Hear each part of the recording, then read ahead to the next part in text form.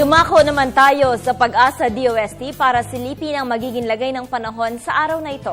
Makakasama natin si Jessie Basco. Jessie, maganda umaga. Good morning, Pilipinas! Live mula sa Pag-asa DOST at narito na po ang latest sa lagay ng panahon. Sa ngayon ay may binabantayan nga tayong low pressure area at yan po ay nasa labas ng ating area of responsibility. Ito po ay nasa layong 1,850 kilometers east ng Luzon. At ayon nga po kay Pag-asa weather forecaster Glyza Escolial, posible itong pumasok sa ating par Biyernes po yan ng madaling araw. Isang magandang balita naman po dahil sa pagpasok nito, maliit po ang tsansa na ma-develop pa ito sa pagiging bagyo. Sa ngayon po kung nakikita nyo yung magiging kilos niya ay halos lilihis lamang po ito sa kalupaan natin at hindi inaasahan na magkakaroon ng direktang epekto sa bansa.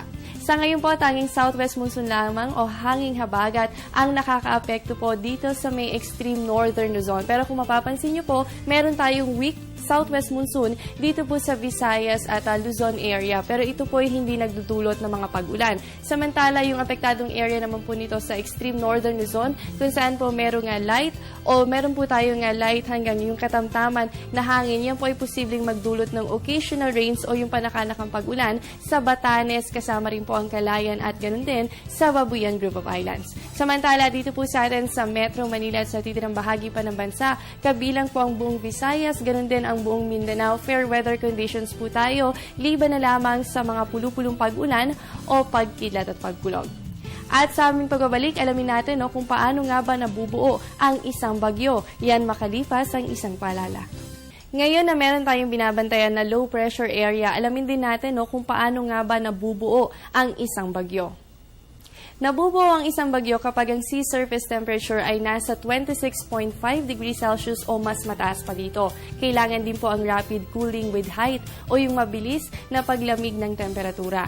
Kailangan din po ng high humidity ng mas mataas pa sa 5 kilometers above the surface. At syempre po, kailangan din yung weak vertical wind shear o yung pagkapantay-pantay ng hangin. Kailangan din po o factors din po ng isang tropical cyclone formation ang sufficient latitude above 5 degrees from the equator.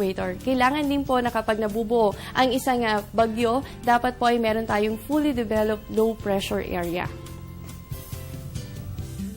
At yan nga po, naintindihan nga natin kung paano nga ba nabubuo ang isang bagyo. At yan muna ang latest mula dito sa Pag-asa DOST, manatiling nakatutok sa Panahon TV, kung saan walang pinipiling panahon ang pagbibigay impormasyon. Ako po ang inyong nakasama, ang inyong weather buddy, Jessie Basco, na nagsasabing walang dadaig sa taong may alam at laging handa. Magandang umaga. Maraming salamat, Jessie, para sa ating silip panahon.